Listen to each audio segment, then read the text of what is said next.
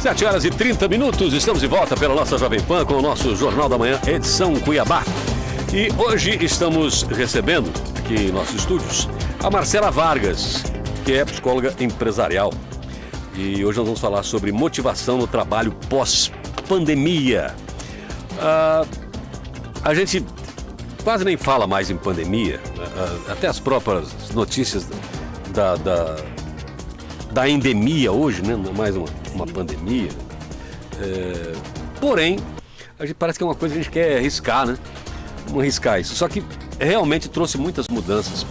Algumas coisas ainda não voltaram ao eixo, né?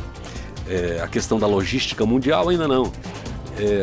Novas profissões surgiram, algumas desapareceram, etc, etc.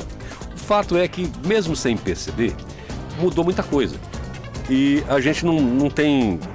As coisas começam a se firmar a partir de agora, né? As profissões criadas nesse período, as que desapareceram, se isso vai se efetivar, se vai ter algum retrocesso, porque foi por um momento especial que isso aconteceu. Em que momento nós estamos? No aguardo ainda ou já se consolidou todas essas mudanças que nós tivemos na pandemia, no funcionamento das empresas, no relacionamento com os funcionários, na maneira da empresa gerir esse patrimônio grande que é os seus colaboradores? Bom dia, pessoal. Prazer estar aqui com vocês. Então, eu acho que a pandemia ela vai ser sempre um marco ali, né? Independente se ela finaliza, igual você falou, realmente ou não, ela vai ser um marco da mudança do olhar aí para o colaborador, do olhar para nós também, né? Acho que a gente passou a se perceber muito mais do que antes da pandemia, porque a gente passou por uma mudança muito drástica. E eu brinco que qualquer grande mudança é como se fosse aquele elastiquinho que antigamente a gente guardava dinheiro, né? Quando se tinha? Isso! Então, onde a gente se estica muito para ele voltar numa posição mediana. Então, quando a gente passa por grandes mudanças, é como se fosse a gente esticando aquele elástico no limite. Então, o momento da pandemia foi esse elástico esticado no máximo. Mas agora, o normal é a gente voltar para o intermédio, que não era nem o que éramos, né? Nem o que ficamos durante a pandemia, que é justamente aquele elástico mais solto, né? Não tão novinho, mas também não ao extremo. Então esses são os impactos da mudança. Muita coisa certamente vai ficar, muitas profissões que surgiram não vão voltar atrás. Eu acho que a modernidade, a parte da internet, o quanto a gente se adaptou à tecnologia, não tem como, não vai ter um retrocesso em relação a isso.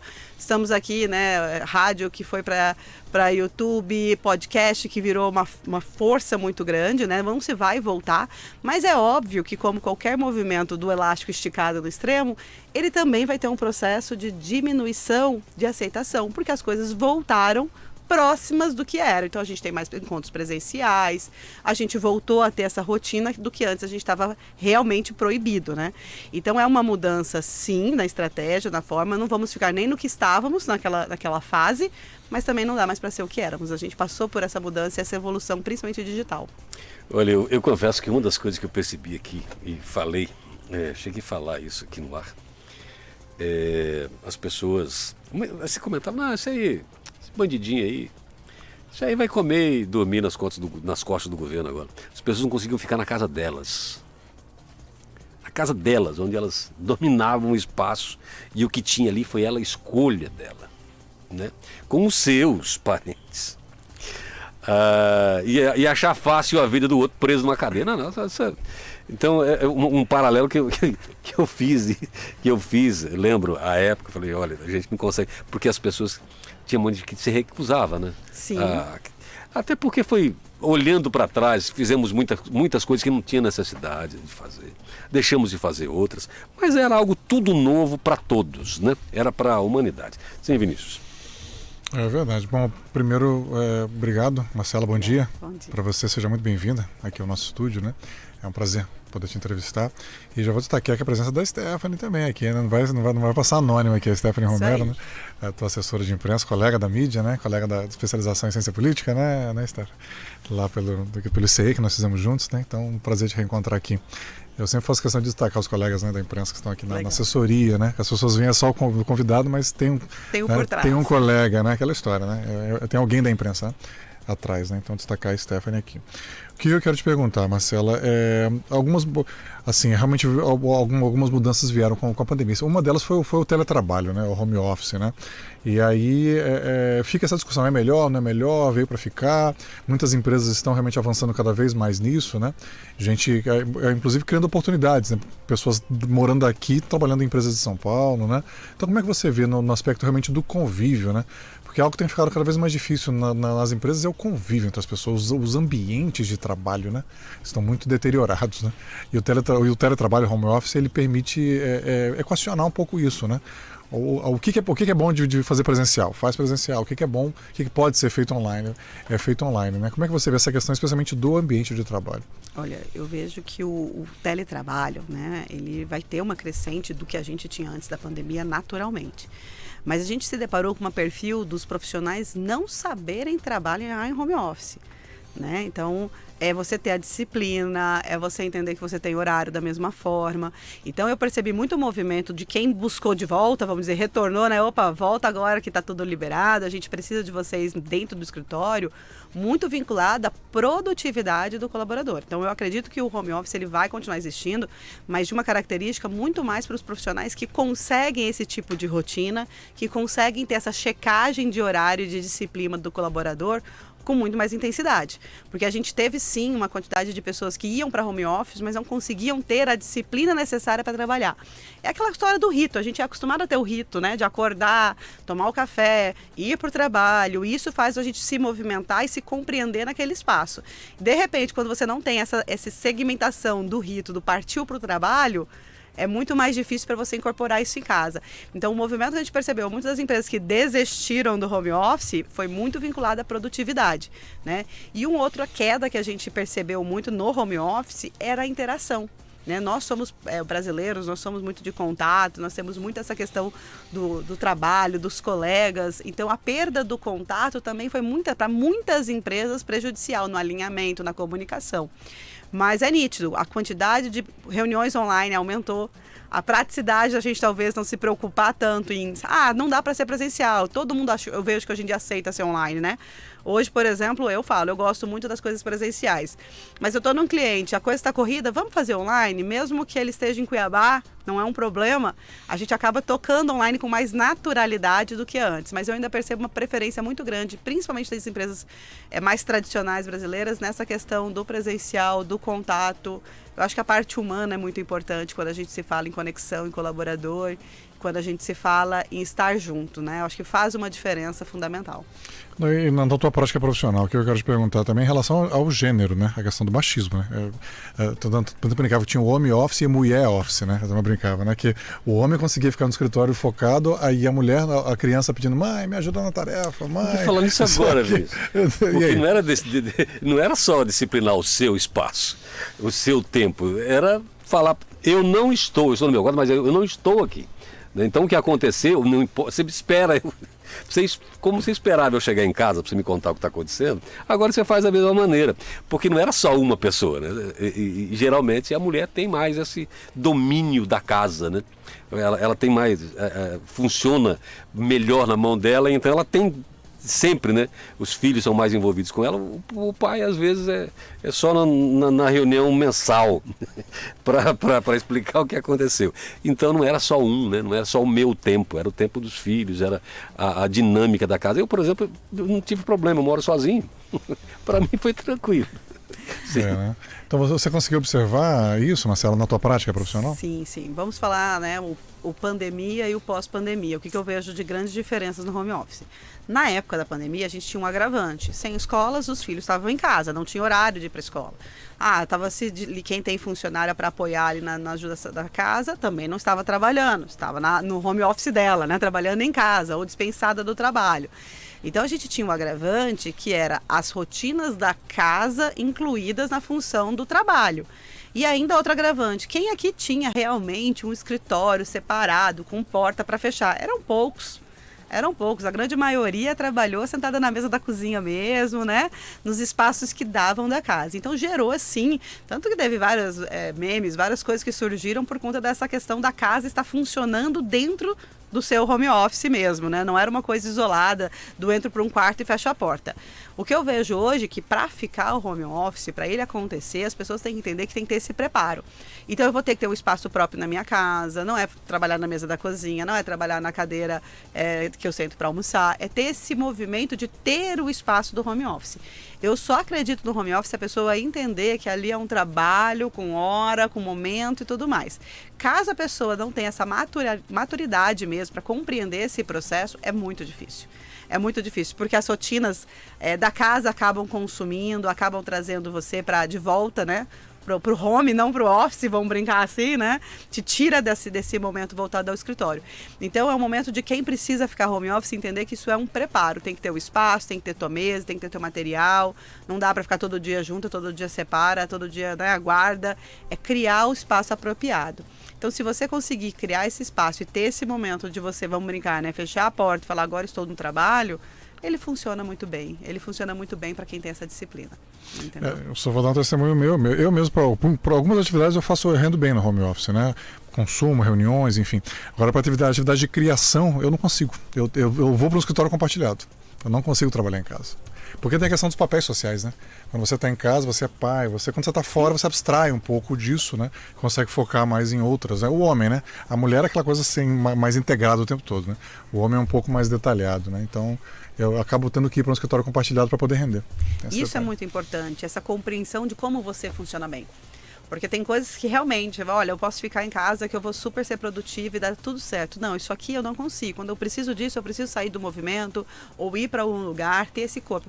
Então é a gente conseguir olhar para a gente e entender como a gente funciona de forma mais produtiva. Porque não adianta eu ser uma pessoa que não produz em casa e falar que quero trabalhar em home office. Não vai dar certo. Você vai entrar numa empresa e você vai acabar saindo dela no formato de home office que você não vai conseguir fazer esse trabalho. Tem pessoas que se deram tão bem em home office que têm dificuldade em voltar para a empresa. Sim, muitas. Olha lá. A Stephanie está testemunhando que ela está nesse grupo. Saindo dessa parte aí que foi... Eu tenho uns amigos professores que falam assim, nossa, foi um período que nós nos vingamos. Porque os pais agora sabem do que é que nós cuidamos aqui, porque eles têm que ficar em casa com os filhos trancados dentro da sala deles, não a nossa. E eles estão só com os deles, a gente está com o de todo mundo aqui. Vocês têm uma ideia do que é que eles enviam para a gente aqui. As empresas, porque assim, se mudou bastante a forma de trabalhar, as empresas, dentro essa receita não mudou, né? Maximizar lucros, diminuir despesas, rentabilidade do trabalho, né? O que mudou para as empresas? O que uma empresa hoje tem que pegar dependendo, eu acredito que vai chegar nisso, cada perfil de empresa tem uma necessidade, né? Tem umas que não conseguem. Na verdade, nesse período de home office, de todas essas mudanças, elas sofreram muito e passaram muito próximo da falência por conta disso, né? Outras floresceram e que hoje não têm o mesmo rendimento que tinham à época, né? Vou te citar aqui, sanitização, por exemplo, uma palavra nova. Sim. Muita gente entrou no mercado e hoje ela não tem mais a importância que tinha. Apesar de ser importante você manter a sanidade do ambiente que você traz os seus funcionários e os seus clientes. Mas as adaptações das empresas, se tem uma adaptação do lado do funcionário, e até hoje parece que se escolhe mais uma coisa que não tinha antes, o funcionário pode escolher mais empresas, né? Sim. Antes ele não tinha muita opção, ou é essa, ou vai ser um concorrente que são só 3 no mercado, para onde é que você vai, né?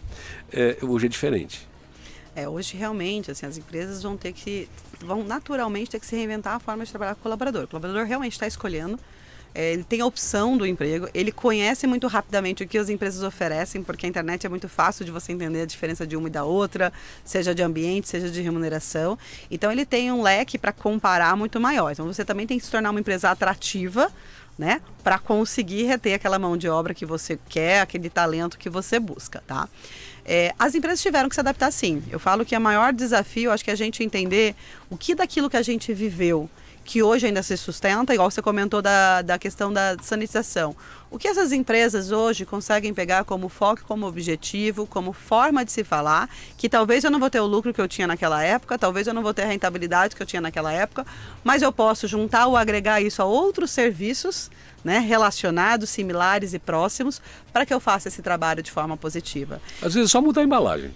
Às vezes é só mudar a embalagem, às vezes é só mudar a forma de falar, porque antes o argumento era muito vinculado com a parte da pandemia, do coronavírus, né? Talvez é você olhar qual argumento de venda você vai ter, qual é a forma que você olhar. Eu acho que nada do que foi feito para incentivar as vendas, para motivar naquela época, dá para se acabar 100%, né? Eu lembro que um pouco depois já da pandemia, eu estava com uma pressa, entrei em contato com uma loja pelo WhatsApp do shopping. Eu falei, puxa, mas eu tô sem tempo. Ela falou assim, não, passa o cartão online, eu desço no shopping e te entrego na porta.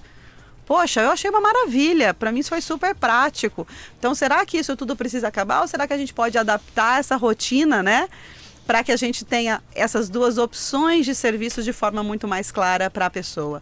E aí vem a empresa se reinventar, ter os colaboradores que são realmente do digital, que virou uma força muito grande, que conseguem fazer esse trabalho, que conseguem ter essa força aqui para movimentar a tua empresa nesse negócio, e ter os presenciais, porque eles sempre vão existir. Eles sempre vão ter a pessoa que vai querer ir, ver, tocar e mexer, e ela sempre vai existir. Então eu não vejo a possibilidade de você achar que porque acabou a pandemia eu posso extinguir aquela forma, aquela ferramenta que eu criei. Não. Como eu vou adaptar ela para ela continuar sendo rentável nesse novo estilo de negócio? Porque vão ter pessoas, assim como se adaptou ao home office, se adaptou a algumas comodidades que foram feitas na época para incentivar a venda e vão querer ela como forma positiva. Então o olhar da empresa é muito assim, o que eu fazia antes e como eu posso adaptar isso para continuar tendo lucratividade, continuar tendo rentabilidade nessa nova forma, nessa nova característica de negócio. Então a gente falou de empresa de sanitização, me veio à memória aqui uma coisa que eu li há pouco tempo. A indústria de refrigerantes no combate ao açúcar fez quase sem açúcar. Foi um fracasso de vendas. E hoje é um sucesso, é o mesmo produto. Só mudou o nome para água saborizada. Que não é mais refrigerante. Né? Agora H2O com sabor. Leve de alguma coisinha. Pronto, todo mundo consome, é caríssimo. Né? Tem menos produto, foi só uma maneira de colocar no mercado o mesmo produto com outro nome. Sim, Vinícius. Não, então, o que eu quero te perguntar também, Marcelo, é o seguinte, a dificuldade, você que está acompanhando isso, né? Que dificuldade as empresas têm, né? Elas botam sempre a culpa no empregado, né? Não querem trabalhar, chegam, não ficam, quer dizer, a empresa está fazendo tudo certo, né? Não tem nada errado, né? Sendo que assim, eu tenho ouvido vários relatos de pessoas que preferem ser motorista de aplicativo do que trabalhar dentro de uma empresa, fechado. Quer dizer, você imagina, você optar por ser motorista de Uber, por exemplo, num trânsito desse de Cuiabá, que não é uma maravilha, né? Você ficar 10, 12 horas aí do que ficar 8 horas numa empresa, né? Então, que dificuldade você percebe dos empresários de mudarem modelo de gestão, realmente, de incorporarem, né? De reconhecerem as questões de gênero, né? De ter uma outra postura em relação aos seus empregados? Eu acho que essa é uma situação que os empresários têm que olhar muito, porque não se volta atrás. Eu acho que na pandemia a gente falou tanto de saúde mental, tanto em você ter qualidade, tanto em você buscar o melhor, que fizeram as pessoas questionarem isso. Eu vou ficar nesse ambiente? O quanto esse ambiente realmente me apoia ou me ajuda emocionalmente para fazer? E aí a gente passa a ter as pessoas que a gente fala que escolhe, não só por questões de salário, mas por qualidade realmente. Olha, o ambiente não é bacana, o ambiente não é positivo. E o que falta muitas vezes para muitas empresas perceber que essa coisa intangível, que é o clima realmente organizacional, que não é uma coisa que a gente pode colocar na ponta do lápis e fazer uma conta exata, ela é fundamental para a questão da retenção de talentos da tua empresa. Porque se você não tiver um clima harmonioso, quando a gente fala clima, é o sentimento de ambiente prazeroso, lugar que dá vontade de trabalhar, aquele movimento que a gente fala que é o trauma da segunda-feira. Nossa, amanhã tem que trabalhar. Não, a gente tem que ter um ambiente que a pessoa deseja ir ali. Ele faz toda a diferença para esse tipo de profissional hoje. Porque um profissional que escolhe ter um trabalho, vamos dizer, que a gente pensa em carga horária, em jornada, muito mais intensa do que numa empresa, provavelmente ele está olhando o clima, o ambiente, aquilo que é intangível ao salário ou à jornada, ou à carga horária que ele ocupa. Então, o que as empresas têm que começar a perceber é o que eu estou fazendo para essa parte da meu segmento, dos meus colaboradores, que não é simplesmente aumentar a remuneração, que não é simplesmente melhorar benefícios, mas para melhorar esse ambiente de uma certa forma e fazer a pessoa querer estar ali, querer estar com aquela empresa, né? A gente fala muito do vestir a camisa. Vestir a camisa a gente só veste para aquela empresa que a gente realmente sente prazer de estar, que a gente faz questão de estar lá. Então o ambiente organizacional ele ganhou muito peso, né? Nós que somos psicólogas sempre falamos muito isso dentro das empresas, olhar para ele é fundamental. Então tem várias empresas que remuneram bem, que têm boas condições e não conseguem deixar que as pessoas parem. Quando você vai ouvir, é muito relacionado a isso, a esse ambiente que não é saudável, vamos dizer assim, emocionalmente. E um ponto importante, só para concluir, por causa do horário, né, é a questão da liderança, né? Você ainda vê líderes falando, não, mas o seu salário está pago, qual é o problema? Entendeu? É um modelo de gestão de Taylor, Ford, uma coisa de 100 anos atrás, né? Você ainda vê líderes falando isso, até com um problema, seu salário foi acreditado, nossa parte nós fizemos. Você ainda vê gente falando isso hoje, né? Isso. Eu falo que esse conflito de geração é muito isso, né? Tem uma geração mais antiga que não conseguiu entrar nesse modelo novo de gestão, onde se entende sim que é isso que importa e pronto, acabou. E a gente vem para uma geração onde aprendeu a olhar muito para si e buscar aquilo que gera satisfação. E aí você parece que você me trata é tão importante quanto você me paga. Às vezes até mais. Às vezes até mais. Às vezes você fica numa empresa que você ganha menos por uma questão de qualidade. E aí fica aqueles estereótipos, essa geração não quer trabalhar. Não, o que ele quer é talvez diferente do que você esteja oferecendo. Importante isso, querer ficar no local. Por exemplo, nós queremos bastante e voltaremos aqui com alegria na segunda-feira. Obrigado, Marcela Vargas.